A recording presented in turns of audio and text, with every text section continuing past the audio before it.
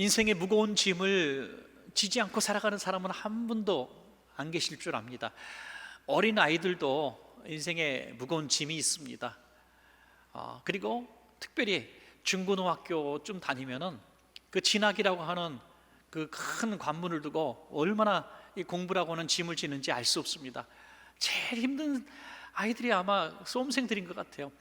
이른 새벽에 추운 날 특별히 나가서 깜깜한 밤에 학원 갔다가 돌아오는 그 아이들의 모습을 보면 참 측은하기 짝이 없습니다. 그래서 대학을 들어가면 모든 무거운 인생짐이 다 내려놔질까요? 또 그렇지 않습니다. 이제는 또 취업과 또 군 문제, 결혼 등등 그 앞에 놓인 또 수많은 짐들이 우리 청년 세대들을 또 힘들게 하고 있습니다. 자, 그 관문을 통과하고 이제 취업도 하고 사업장도 있고 결혼도 하고 가정도 꾸렸으면 이제는 행복할까요? 전에 없던 더 큰 짐들이 주어지죠. 책임이라고 하는 짐이 주어집니다. 자녀들을 키우고 부모님을 모시고 직장과 사업장에 그 모든 위치에 맞는 일들을 해야 되고 정말 긴장을 늦출 수 없는 하루하루를 보내게 되는 거죠. 이 세상은 전쟁터 같기 때문에 정말 피말리는 하루하루의 싸움을 해야 되는 것이죠. 그러면 이제 은퇴하셨습니다. 이제 자녀들한테 다 맡기고 은퇴하셨으면 행복할까요? 편안하십니까? 아니에요. 손주 손녀들이 기다리고 있습니다. 그 아이들을 또 키우고 다시 시작해야 합니다, 여러분. 그래서 언제까지, 죽는 그 순간까지 우리한테 그렇게 해달라는 게 많은지 인생의 짐이 끊어질 날이 없습니다. 그런데 주님께서 우리에게 이렇게 초청해 주시니 얼마나 고맙습니까? 마태복음 11장 28절에 수고하고 무거운 짐진 자들아 다 내게로 오라 내가 너희를 쉬게 하리라. 아멘.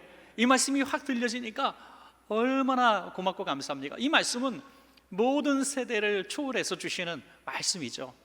누구에게나 주실 수 있는 말씀입니다. 가난해도 부유해도 건강해도 병약해도 어린아이든지 어른이든지 누구에게나 해당되는 그런 말씀입니다. 그런데 우리가 주님의 이 초청 부르심이 너무 단순하고 쉬워 보이니까 믿지 못하는 거예요. 야, 내 인생 짐을 내가 맡아야지 누가 책임져? 그래서 끝끝내 자기가 짊어지려고 하죠. 그래서 나름대로 노력도 많이 합니다. 인생을 정말 편안하게 살기 위해서 세탁기도 만들고 밥솥도 만들고 청소기도 만들고 또 교통을 위해서 자동차도 만들고 비행기도 만들고 여러 가지 문명의 이기들을 만들었습니다. 그래서 많이 편해졌습니다. 옛날 어르신들에 비해서 너무 일이 편해졌죠. 옛날 어르신들, 여기 어르신들 많이 계신데요, 얼마나 고생 많이 하셨습니까? 하루 종일 일하셨어요. 하루 종일, 정말 하루 종일 일하셨습니다. 그래서 우리 특별히 시골에서 농사 짓는 어른들 보면 할머니 할아버님들이 다 허리가 이렇게 굽어져 있어요. 다 굽어져, 너무 일을 많이 하셔서 나무하고 또 밥하시고 설거지하고 옷 만들고 또 뭐 농사를 짓고 이런 일들을 생각하면 끝도 없는 일들입니다. 그분들의 삶에 비해서 오늘은 정말 편안한 삶을 사는데 그 모든 무거운 짐들을 하나하나 벗기 위해서 이 많은 것들을 이루어놨는데, 그러면 우리는 지금 정말 가볍게 살아가고 있는가? 아니잖아요. 훨씬 더 바쁘고 힘들게 살아간다고 얘기합니다. 과거의 어른들은 그래도 자연을 바라보며 또 즐거움도 이렇게 여유도 느낄 수 있었습니다. 우리 친구한테 점심 때 만나자 그러면 1시부터 3시 사이 아무 때나 가도 혼나지 않았어요. 그죠? 근데 요즘에는 시간 1분만 늦어도 뭐라 그럽니다. 너무 각박하게 살아가요. 그래서 현대인이 제일 많이 쓰는 말 3마디라 그래요. 바쁘다, 힘들다, 죽겠다. 그렇죠? 우리 입에서 계속 튀어져만 이렇게 옛날보다 편안한데 이렇게 인생의 짐이 더 무겁고 힘들어졌습니까? 그래서 우리는 깨닫습니다. 참된 쉼은 육신의 편안함에서 오는 것이 아니라 영적 만족에서 온다는 사실인 것이죠. 오늘 주일날 이렇게 오셔서 예배 드리시는 여러분, 특별히 봉사하고 충성하고 뭐 찬양대, 성가대, 또 뭐 주방에서 땀 흘리고 교사로 충성하시고 이런 분들 말이죠. 여러분, 믿지 않는 사람들을 보면 이렇게 얘기합니다. 야, 일요일인데 하루 쉬지. 일요일인데 하루 쉬지. 뭘 교회 가서 또 봉사한다고 일한다고 그래. 야, 그러면 힘들어서 어떻게 사니? 그런데 여러분, 정말 일주일 동안 열심히 일하시고 주일날 와서 또 일합니다. 또 막 세상에서는 뭐 받고 일하지만 여기서는 쓰면서 일합니다. 그런데 주일날 하루 종일 잠을 잤던 교회 안 나오신 분들하고 주일날 와서 하루 종일 봉사하고 들어가신 분이 월요일날 만났는데 이게 웬일입니까? 여러분들의 얼굴은 해처럼 빛나는 것입니다, 여러분. 조금 의심이 가는가 봐요. 좌우편에 계신 분들 바라보면서 성도님의 얼굴을 뵈니 해처럼 빛나십니다. 한번 인사할까요? 할렐루야. 나는 절대 거짓말 못해, 그런 표정이신데요. 아니에요, 여러분. 정말 제가 볼 때 해처럼 빛나십니다, 여러분. 그래서 우리 그리스도인들은 안 믿는 사람들을 만날 때 얼굴이 더 밝아야 돼요, 여러분. 얼굴이 전도지라 그러잖아요. 믿는 사람들이 행복해야 됩니다. 얼굴에 빛이 나야 됩니다, 여러분. 그래서 안 믿는 사람들이 우리에게 도대체 당신들은 뭐가 그렇게 행복하냐? 도대체 어떻게 어디서 기쁨이 나오냐? 너나 나나 똑같은 인생의 무거운 짐을 살아가고 있는데 모든 시간에 따라서 연령에 따라서 짊어지는 짐들은 비슷한데 왜 나는 힘들어 죽겠는데 너는 왜 이렇게 행복하다 그러냐? 내 말은 왜 이렇게 긍정적이냐? 이런 얘기를 우리가 들어야 한다는 것입니다. 그 비결이 뭐냐 이거죠. 우리 인생 짐을 그럼 다 내팽개치고 막 마음대로 살아가고 직장도 그만두고 돈벌이도 그만두고 그냥 우리가 정말 교회에서 맨날 살면은 그게 인생 짐을 다 내려놓고 행복하게 사는 걸까요? 그렇지 않다는 것입니다. 우리의 짐을 우리가 버리는 것이 아니라 주님께 맡기는 것입니다, 여러분. 주님께 맡기는 거예요. 그래서 결론적으로 저는 이렇게 오늘 말씀의 결론을 냈습니다. 우리의 인생 짐은 주님께 맡기고 우리는 주님과 동행하는 것, 이것이 우리의 참된 쉼을 누리는 비결이고 주님의 멍에를 함께 지는 그런 모습이라고 하는 것입니다. 자, 그러면 우리는 주님의 멍에를 같이 짊어진다고 했는데 주님의 멍에가 무엇인가? 마태복음 11장 29절에서 30절입니다. 우리 한번 제일 중요한 구절이니까 함께 읽겠습니다. 시작. 나는 마음이 온유하고 겸손하니 나의 멍에를 메고 내게 배우라. 그리하면 너희 마음이 쉼을 얻으리니 이는 내 멍에는 쉽고 내 짐은 가벼움이라 하시니라. 아멘. 참 난해한 구절이죠.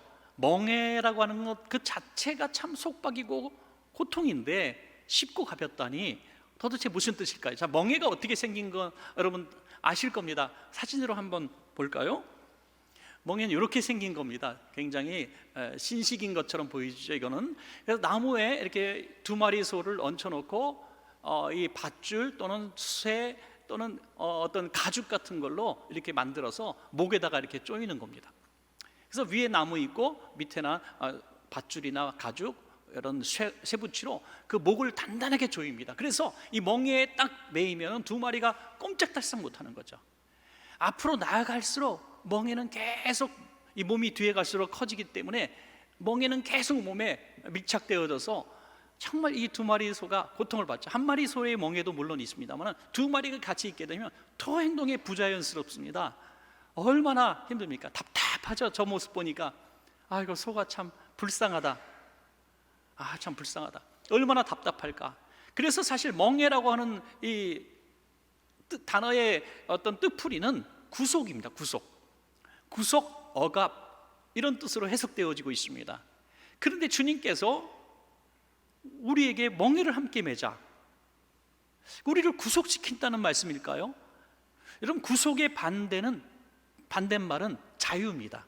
그러니까 멍에는 절대로 우리가 짊어지면 안 되는 거잖아요. 우리에게 자유를 주신다 그랬으면 멍에를 끌어서 깨트려 주셔야 우리가 자유를 누리는데 우리에게 자유를 주신다고 하면서 멍에를 같이 매자 말씀하십니다. 그래서 우리는 이렇게 결론을 내는 거죠. 우리가 우리의 멍에를 매면 구속이지만 우리의 짐을 주님께 맡기고 주님의 멍에를 매면 자유로워진다는 거죠. 참 쉬운 것 같으면서도 참 어렵습니다, 여러분. 그래서 우리는 우리의 멍에를 벗어버리고 주님과 함께 주님이 주시는 멍에를 맬 때 도대체 어떤 자유로움이 주어지는가, 우리가 그것을 한번 생각해 보기를 원합니다. 주님의 멍에를 함께 매려면 우린 크게 두 가지로 생각을 할 수 있는데, 크게 첫 번째는 나의 멍에를 먼저 벗어버려야 된다 하는 거죠. 내 멍에를 벗어버려야 주님의 멍에를 맬 수 있죠. 나의 멍에는 뭘까요? 첫 번째는 죄라고 하는 멍에가 있습니다. 죄라고 하는 멍에는 도무지 우리가 발버둥을 쳐도 벗어버릴 수가 없어요. 특별히 과거에 이미 지은 죄는 우리가 어떻게 이 문제를 해결할 수가 있겠습니까? 죄는 빠지지 않는 멍에처럼 시간이 갈수록 없어지는 게 아니라 더욱 몸 안에 조여들고 우리 숨을 못 쉬게 만듭니다. 누구나 다 이런 과거의 실수와 죄에 대한 자책, 트라우마 이런 것들이 있습니다. 아주 오래전에 행했던 그런 실수들, 그런 말과 행동의 잘못들, 이것들이 나를 지금도 괴롭히는 분들이 많이 있습니다. 그래서 원망이 있고 미움이 있습니다. 어떤 분은 아주 어린 시절에 부모님과의 관계 속에서 참 모진 일을 당하고 지금도 부모님과 원수 맺고 있는 분도 있고요. 형제자매, 이웃도 마찬가지입니다. 또 본인이 실수해서 지금도 그걸 가슴 아파하며 후회하는 분들도 많이 계십니다. 이 문제는 아무리 감추고 감춰도 해결이 되지 않습니다. 세상에서는 네 죄값이니까 네가 안고 살아야 해 하면서 멍에를 풀어줄 생각을 하지 않습니다. 내 죄값에 당연한 멍에야 라고 그냥 그렇게 얘기합니다. 그런데 주님은 뭐라고 말씀하십니까? 그 모든 과거의 그 고통의 모든 멍에들을 내가 끌어줄 테니까 내게 가지고 오라고 말씀하시는 거죠. 마귀는 언제나 과거를 말합니다. 과거의 우리의 죄악과 실수와 네까지 게 뭐라고, 너는 악한 사람이야, 너는 죄인이야 라고 정죄하지만 주님은 그 문제를 해결하기 위하여 자신을 십자가에서 대속제물로 죽으시고 우리에게 새로운 살길을 열어주셨다고 하는 것입니다. 그러므로 주님께 내 과거의 죄악을 고백하는 순간 예수님의 대속의 은혜를 우리가 잊고 우리의 죄악의 멍에가 깨어져서 우리가 자유를 누리게 되는 줄로 믿습니다. 여러분, 로마서 8장 2절에 이는 그리스도 예수 안에 있는 생명의 성령의 법이 죄와 사망의 법에서 너를 해방하였습니다 그랬어요. 해방. 여러분, 과거에 지은 모든 후회스러운 일들, 죄악들 눈물로 밤을 지새고 그래도 해결되지 않습니다. 주님 앞에 그 죄악들을, 그 실수들을 고백하심으로 주님의 피로 나여 대속의 은혜를 누리시고 오늘부터 죄는 없지만 죄 없다고 인칭하시는 그 은혜로 살아가시는 여러분 되시길 바랍니다. 오늘도 마찬가지입니다. 과거의 죄뿐이 아니라 오늘도 죄의 습관, 죄의 중독 속에서 도무지 내 힘으로 발버둥 쳐도 풀어지지 않는 이 죄인의 모습을 가지고 계시다면 오늘도 주님 내 죄의 멍에를 깨트려 주십시오. 내 힘으로 안 됩니다. 주님 도와주십시오 할 때 그 죄의 습관 중독에서 우리는 해방될 수 있습니다. 여러분, 분명히 하나님은 고치시는 하나님입니다. 마귀는 과거를 말하지만 하나님은 미래를 말씀하시는 것입니다. 갈라디아서 5장 1절에 그리스도께서 우리를 자유롭게 하려고 자유를 주셨다 분명히 말씀하고 있습니다. 그러므로 굳건하게 서서 다시는 종의 멍에를 매지 마라. 다시 옛생활로 돌아가지 말라는 것입니다. 예수 안에서 새 사람 된 자유인으로, 종에서 아들로 신분이 바뀐 줄로 믿고 살아가시기를 축원합니다. 여러분, 둘째는 율법의 멍에라는 것이죠. 율법. 예수님께서 이 율법의 멍에를 끊기 위하여 십자가에서 대속해서 죽으셨습니다. 일반적인 그들의 예수님 당시의 사람들의 구원관은 율법적인 구원관이죠. 열심히 착한 일 하고 또 선하게 살고 법대로 율법대로 살아가면 하나님이 구원하신다. 그 율법 구원관이죠. 그런데 주님은 율법적인 구원관에서 그가 하나님을 믿는 자답게 선한 삶을 살아가고 믿음의 삶을 살아가는 것이 율법을 깨트리는 구원관이라고 말씀하시죠. 이를테면 내가 율법적으로 가장 구원에 가깝다고 생각했던 서기관, 바리새인들, 제사장들 이런 사람들을 향해서 주님은 이렇게 말씀하시죠. 너희는 회칠한 무덤 같은 자들이에요. 너희는 자기도 구원 못 받으면서 구원의 문턱에 서서 구원받는 사람들을 못 들어오게 막는 사람이야 라고 말합니다. 율법적인 구원관으로는 구원받을 사람이 하나도 없다는 것입니다. 하나도. 그러면서 하시는 예화가 뭡니까? 여리고로 내려가는 길에 강도 만난 사람이 있었는데 제사장도 안 되고 레위인도 안 되고 너희들이 죄인이라고 정죄했던 사마리아 사람이 그를 구원하지 않았느냐. 그래서 예수님은 당시의 사람들이 죄인이라고 정죄했던 사람들과 교제하셨습니다. 그들 집에 머무셨습니다.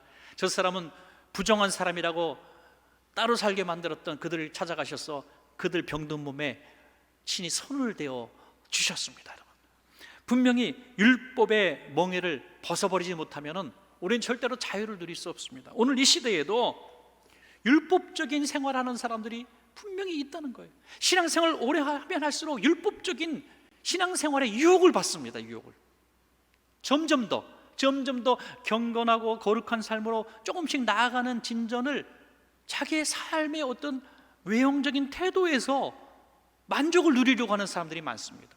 나는 그래서 일주일 동안 죄 짓지 않았습니다.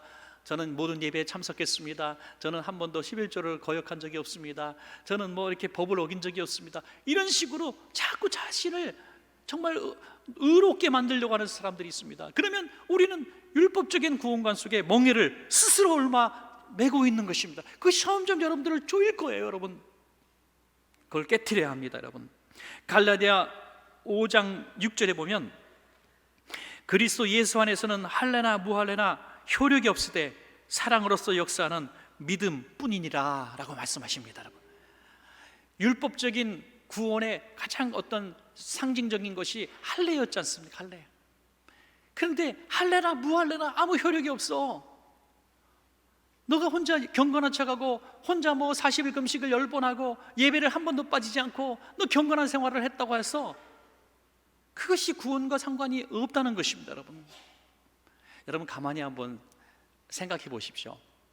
어떤 성도님은 어릴 때부터 신앙생활하고 교회에서 교회 언니, 교회 오빠가 되고요, 주일학교 교사, 찬양대, 봉사는 다 합니다. 청년회 회장도 합니다. 집사님도 되고 권사님, 장로님도 됐습니다. 아니 목회자도 됐습니다. 누가 봐도 경건한 사람이고 누가 봐도 신실한 신앙인처럼 보여집니다. 그런데 마지막 날에 가만히 보니까 본인 한 사람 그렇게 잘 사는 것뿐이에요.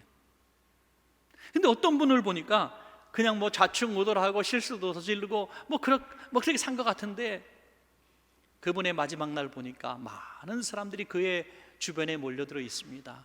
이분은 정말 그리스도인이었습니다. 이분의 손길을 통해서 수많은 사람들이 구원을 받았습니다. 아니야, 저도 이분의 전도를 받아서 교회에 나온 사람입니다. 아니, 저도 그랬는데요. 저는 이분의 사랑을 입고 정말 살 용기를 가진 사람입니다. 여러분, 누가 더 복된 사람입니까? 율법의 멍에에 꽉 메어서 그냥 법법하며 살았던 사람입니까? 아니면 율법의 멍에 깨트리고 주님의 은혜와 사랑으로 살았던 사람입니까? 여러분, 주님의 사랑, 주님의 자유는 사랑을 통해서 드러나는 것입니다. 여러분, 율법적인 신앙에서 자유를 누리시기 바랍니다. 여러분, 자유를 참 우리 성도님들 그런 자유를 누리시면 좋겠어요. 주일날도 예배 드리시다가 참 피곤하고 졸리시면 잠깐 눈 감고 주무셔도 괜찮습니다. 네, 괜찮아요. 목사님 설교하시는데 어떻게 잠을 자냐고 막 때리지 마세요. 비계 갖다 놓고 주무시게 하세요. 괜찮습니다. 그걸로 구원받고 구원받지 못하고 하는 게 아니에요. 여러분, 우리가 좀 주님 안에서 자유로웠으면 좋겠어요. 자유로웠습니다. 실수도 너그럽게 봐주시고 우리가 정말 주님 안에서 이런 자유, 어린아이들의 울음소리도 나고 애들이 왔다 갔다 뛰기도 하고 얼마나 좋습니까? 여러분, 진정한 구원은 사랑을 통해서 증명되어진다고 하는 것입니다. 여러분, 율법적인 이 외형적인 신앙의 모습 이제 자기 의 다 깨트리시고요, 정말 자유로운 주님의 자유로운 구원관을 누리시기를 바랍니다. 또 하나, 마지막 세 번째는 탐욕의 멍에가 있습니다. 탐욕의 멍에. 모든 인생들이 가장 많이 지고 있는 멍에가 이 탐욕의 멍에입니다. 물질을 사랑하지 않는 사람 어디 있습니까? 물질을 원하지 않는 사람이 어디 있습니까? 그런데 물질이 멍에가 되었다, 이것은 물질의 노예가 되었다는 거죠. 내가 내 몸이지만 내 몸이 원하는 대로 움직이는 게 아니라 돈 때문에 움직이는 사람들, 돈이 목적인 사람들은 내가 돈을 위해서 살아가는, 돈을 내가 구하기 위해서 살아가는 사람처럼 말할지 모르겠지만 영적인 의미에서 바라보면 우리의 주인이 돈인 것입니다. 돈이 우리를 노예처럼 부리는 거예요. 내가 돈의 노예인가 아니면 내가 돈의 주인인가를 증명할 수 있는 방법은 내가 정말 원하는 대로 물질을 사용하고 있는가 하는 데서 나오는 것입니다. 버는 데서 나오는 게 아니라 사용하는 데서 내가 물질의 노예인가 주인인가가 증명되어진다는 것입니다. 여러분, 사용하는 데에서, 우리의 지출에, 우리의 삶의 지출에 어떤 부분들에서 그건 확연하게 증명되어지는 것입니다. 평생 물질의 노예로 사는 사람은 이 멍에가 목을 계속 조이는 것이죠. 죽을 때까지, 죽는 순간까지 돈 하다가 죽는 거예요. 그러나 물질의 주인 노릇하는 사람은 절대로 돈 때문에 죽고 살지 않습니다. 혹시라도 회사가 실패하고 사업이 어려워져도 그것 때문에 죽고 살지 않습니다. 왜요? 돈의 주인인데요. 돈의 주인인데요. 그래서 탐욕의 몽에서 빨리 우리는 해방되죠. 여러분, 악한 사람들이 사기를 치고 도둑질을 하고 해서 큰 돈을 번 사람들이 있습니다. 저는 그 큰 돈을 번 사람들이 교회를 세우고 학교를 세우고 병원을 세우고 장학금을 줬다는 소리는 듣도 보지도 못했습니다. 잡힌 순간 딱 바라보면 어디 음탕한 데가 있고요, 사치로운 데가 있고요, 자기 즐기는 인생을 풍성히 살다가 나머지 돈 다 못 쓰고 어디 밭에 감춰놓고 그러다가 잡히는 거죠. 여러분, 탐욕이란 게 이런 겁니다. 어떻게 쓸지도 모르고 돈 하는 사람이 탐욕이에요. 돈의 노예가 된 사람은 돈을 사용할 줄 모릅니다.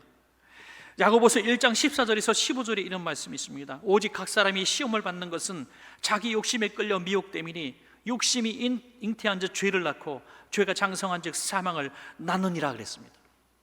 사랑하는 여러분, 나는 돈의 주인인가 노예인가 생각하시고, 만약에 돈의 노예처럼 돈의 이 멍이에 오늘 꽉 제 숨도 못 쉬고 살고 계시다면 오늘 이 말씀 듣고 정신을 탁 차리시고요, 탐욕을 내려놓으신다면 이 멍에가 깨어질 줄로 믿습니다. 여러분, 물질의 자유로운 복된 삶 사시기를 축원합니다. 자, 크게 두 번째로 이제는 주님의 멍에를 매야 되겠죠. 이게 오늘 결론 부분이고 또 우리가 배워야 될 부분입니다. 한번 잘 생각해 보십시오. 나는 마음이 온유하고 겸손하니 나의 멍에를 메고 내게 배우라. 주님과 함께 멍에를 메고 살아가는 삶은 한순간에 습득되어지는 것이 아닙니다. 익숙한 삶이 아닌 것입니다. 교회 안 나오던 분들이 교회를 나오면 예배드리는 이 모습조차도 너무 어색하고 힘들지 않아요? 그래서 제가 새신자 환영할 때마다 꼭 드립니다. 한 몇 개월 동안만 그래도 힘들어도 열심히 나와보시면 그래도 조금 적응이 되실 거예요. 여러분, 이해해야 됩니다. 저 같은 사람, 평생 태어날 때부터 교회 다닌 사람, 갑자기 다음 주에 누가 절에 가서 불공 드리자 그러면 제가 얼마나 불편하겠어요, 여러분. 얼마나 불편하겠습니까? 하나도 의식도 모르고 일어났다 앉았다 하는데 제가 어떻게 적응하겠습니까? 여러분, 익숙한 것은 시간이 필요합니다. 주님과 멍에를 매는 삶, 절대로 한순간에 이루어지는 것이 아니라 예수님을 배워야 하는 것입니다. 여러분, 예수님에게서 배울 수 있습니다. 뭡니까? 나는 마음이 온유하고 겸손하니 내게 배우라 했어요. 그래서 주님의 온유를 먼저 배워야 하는 것입니다. 여러분, 우리는 절대로 온유한 사람이 아니잖아요. 또 세상도 온유하지 않습니다. 우리가 만나는 사람들도 절대 온유하지 않습니다. 그런데 어떻게 우리가 온유해질 수 있을까요? 주님이 온유라고 하는 멍에를 목에다가 콱 들이매고 꽉 조여주시니까, 화를 내려가도 온유해라 하고 목을 꼭 조이시니까 아이고 캬콱캬 하면서 온유하겠습니다, 온유하게 되는 거예요. 내 힘으로 온유를 모습을 드러내는 게 아니라 주님께서 이 멍에를 확 조여주시니까 온유해질 수밖에 없는 거예요. 여러분, 혼자서 이리 뛰고 저리 뛰고 분노하고 그랬던 삶을 사는 사람도 주님과 멍에를 매게 되면 주님이 내 목을 확 잡아주셔서 온유한 삶을 살게 하는 것입니다. 여러분, 모세 같은 사람이 절대 온유한 사람이 아닙니다. 온 지면에 어떤 사람보다 온유한 사람이라고 그랬는데 원래 온유한 사람이 아니, 혈기가 얼마나 많은 사람. 자기 동족을 괴롭힌다고 몰래 뒤로 끌고 가서 애굽 사람을 쳐서 죽였습니다. 살인자예요. 혈기 많은 사람입니다. 그런 사람이 40년 동안 광야에서 연단받고 주님의 부르심을 받아서 지도자로 살아가는 중에 주님의 성품을 닮아간 줄로 믿습니다. 여러분, 예수님 믿고 제일 많이 변하는 게 이 불같은 사람들이 온유한 사람으로 바뀌는 거예요. 우리 여러분들 가운데 그런 분들 있죠, 많이. 내가 예수만 안 믿었으면 넌 죽은 목숨이다, 그죠? 내가 예수 믿었기 때문에 네가 살았다. 오늘 여기서 동네에서 한 골목 지켰던 분들 여기 많이 계실 거예요. 근데 교회 와서 다 순한 양처럼 살아간단 말이에요. 누가 뭐라 그래도 그냥 참고요, 견딥니다. 예수님이 온유한 사람으로 변화시켜 주신 거예요. 여러분, 전에는 운전하다가 누가 확 끼어들거나 뭐 욕을 하고 지나가거나 하면은 오늘 뭐 끝장을 봐야 되죠, 그죠? 끝장을 봐야 됐습니다. 그런데 예수님이 온유한 사람으로 바꿔놓으시니까 그냥 잘가 하고 손 흔들어 주고요, 참습니다. 여러분, 요즘에 세상이 얼마나 악한지요. 보복하는 사람이 너무 많습니다. 잠깐만 눈을 감았더면 다시 평생 볼 사람도 아닌데 절대로 운전하다 싸우지 마십시오, 여러분. 혹시라도 오늘 교회 끝나고, 예배 끝나고 집에 가시다가 그런 사람이 오늘 나에게 주시는 말씀인가 하고 참으십시오, 여러분. 저는 온유한 사람에 대한 얘기가 여러 성경 구절이 있는데 시편 37편에 있는 말씀 너무 좋은 것 같아요. 그래서 제가 참고로 좀 읽어드리겠습니다. 여호와 앞에 잠잠하고 참고 기다리라. 자기 길이 형통하며 악한 꾀를 이루는 자 때문에 불평하지 말지어다. 분을 그치고 노를 버리며 불평하지 말라. 오히려 악을 만들 뿐이라. 진실로 악을 행하는 자들은 끊어질 것이나 여호와를 소망하는 자들은 땅을 차지하리로다. 아멘. 온유한 사람은 망할 것 같고 손해보는 것 같고 늘 안 되는 것 같을 거예요. 그런데 하나님의 복을 주시니까 결국에는 땅을 차지한다. 악한 자들은 번성하는 것 같으나 잠깐 후에 보면 풀처럼 다 배임을 당하고 또 꽃처럼 다 시들어져 버리는 것입니다. 잘난 척하고 똑똑한 척하고 해서 복을 받는 게 아니라는 것입니다. 하나님이 복을 주셔야 복을 받는 거죠. 어떤 분이 그렇게 얘기합니다. 목사님, 기업 안 해봐서 그래요. 직장생활 안 해봐서 그래요. 하면요, 전쟁터입니다. 내가 죽이지 않으면 내가 죽는 거예요. 그렇게 말씀하시는 분도 있습니다. 물론 굉장히 이해를 합니다. 또 그 말씀이 무슨 말씀인지도 아닙니다. 그런데 그냥 잔잔한 사람들 말고 정말 하나님께서 큰 복을 주신 사람들 가운데 정말 예수님 성품 닮은 온유한 기업인들 얼마든지 있습니다, 여러분. 얼마든지 있습니다. 너그럽고 온유하고 베풀며 살았는데 하나님이 몰질의 복을 주시는 분들 얼마든지 있습니다. 온유한 사람이 하나님이 주시는 복을 분명히 받습니다, 여러분. 팔복에서도 마태복음 5장 5절에 온유한 자는 복이 있나니 그들이 땅을 기업으로 받을 것이며 라고 말씀하셨습니다. 물론 이 팔복의 온유는, 온유한 자가 받는 이 땅은 미래지향적인 말씀이죠. 하나님 나라를 염두에 두고 하신 말씀이죠. 물론 그렇지만 이 땅 살아가는 수많은 사람들 가운데 온유한 하나님의 이 족장들이 하나같이 거부가 된 것을 우리는 보지 않습니까? 온유한 삶을 사셔도 잘 될 수 있습니다. 온유하셔도 이길 수 있습니다. 온유하셔도 또 존경받을 수 있습니다. 우리 사랑하는 여러분, 온유한 명예 다 매셔서 주님이 주시는 복의 주인공 되시기 바랍니다. 또 하나는 겸손의 멍에를 매야 한다. 겸손의 멍에. 왜 겸손이 멍에입니까? 높은 사람이 낮은 사람을 섬기는 것이 너무 힘들기 때문에, 너무 힘들기 때문에 그래요. 그래서 멍에입니다. 낮은 사람이 높은 사람을 섬기는 것 멍이 아닙니다. 그건 익숙한 일이고 당연한 일입니다. 여러분, 얼마나 그러니 이 겸손하게 살아간다는 것이 어렵고 힘든 일입니까? 항상 우리는 위에 사람도 있지만 낮은 사람도 있습니다.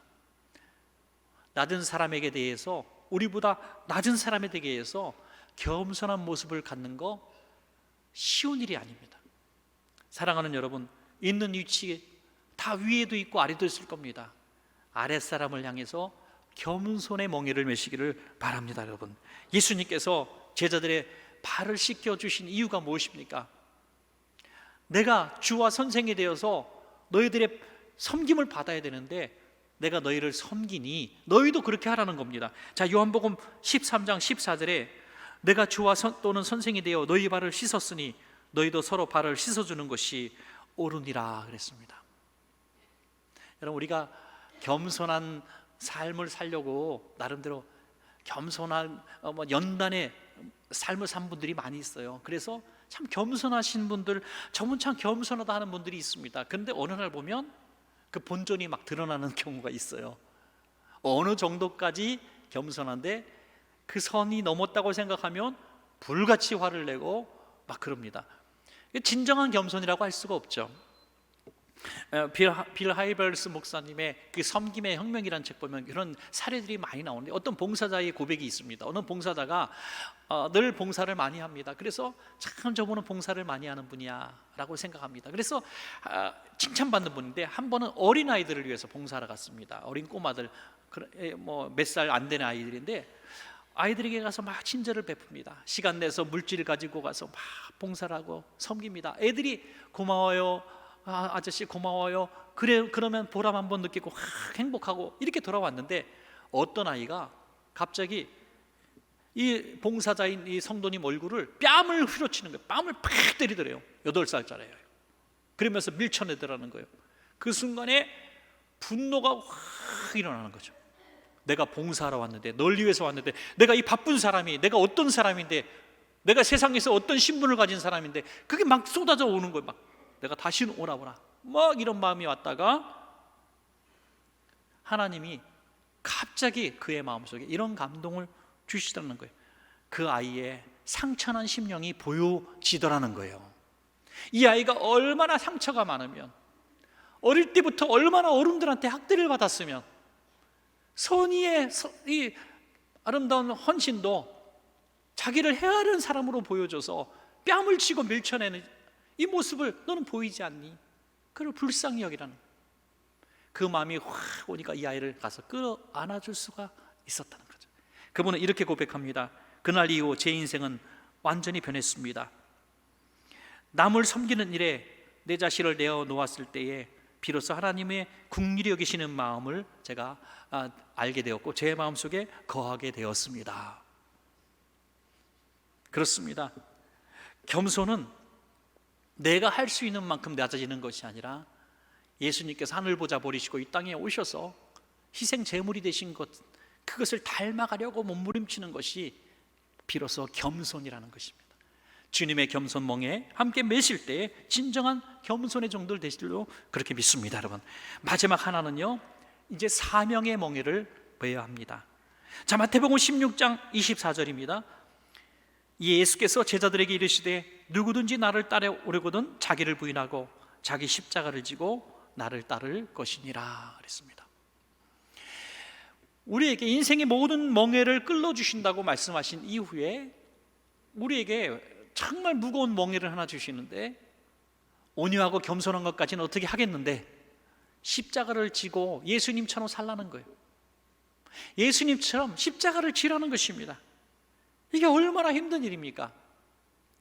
그런데 무슨 의미인지 모르겠지만 내 짐은 쉽고 가볍대요. 그러면 내가 십자가를 지는 것이 가볍고 쉬워야 되잖아요. 그런데 너무 힘들어. 주일날 우리가 와서 이런저런 봉사하실 때 야, 너무 쉬워 하는 분들이 있습니까? 사역이 참 힘든 거예요, 여러분. 그래서 이 찬양대 오늘도 찬양하시는 분들, 참 이렇게 10년 이상 하신 분들 여기 많이 계신데요, 여러분들은 역전의 용사예요. 예. 그만두고 싶은 날이 한두 번이었겠습니까? 내가 이번 주가 끝이다 하시고 오늘 또 오신 분들 계실 거예요. 분명히 있습니다. 교사도 마찬가지고요, 봉사 모든 분들 마찬가지예요. 왜? 주의 일을 하게 되면 힘듭니다. 왜? 분명히 십자가예요. 십자가는 힘든 겁니다. 당연히 힘든 겁니다. 그냥 이거 매면은 행복한 거 아니에요. 너무 힘들어요. 그래서 수많은 사람들이 십자가를 내려놓습니다. 내려놔요.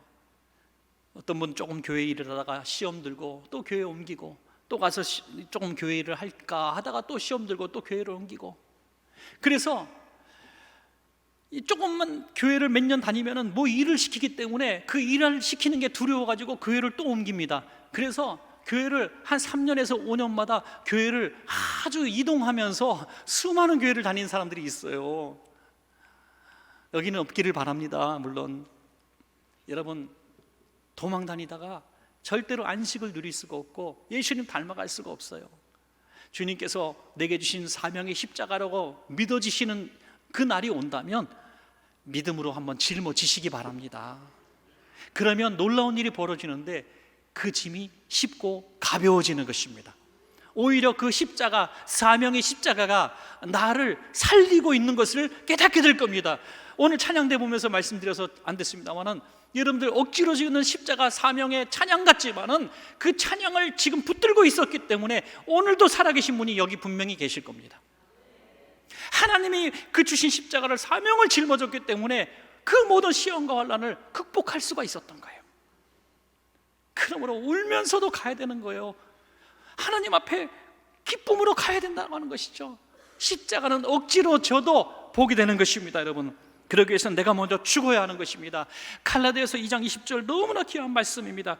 내가 그리스도와 함께 십자가에 못 박혔나니 그런즉 이제는 내가 사는 것이 아니요 오직 내 안에 그리스도께서 사시는 것이라. 이제 내가 육체 가운데 사는 것은 나를 사랑하사 나를 위하여 자기 자신을 버리신 하나님의 아들을 믿는 믿음 안에서 사는 것이라.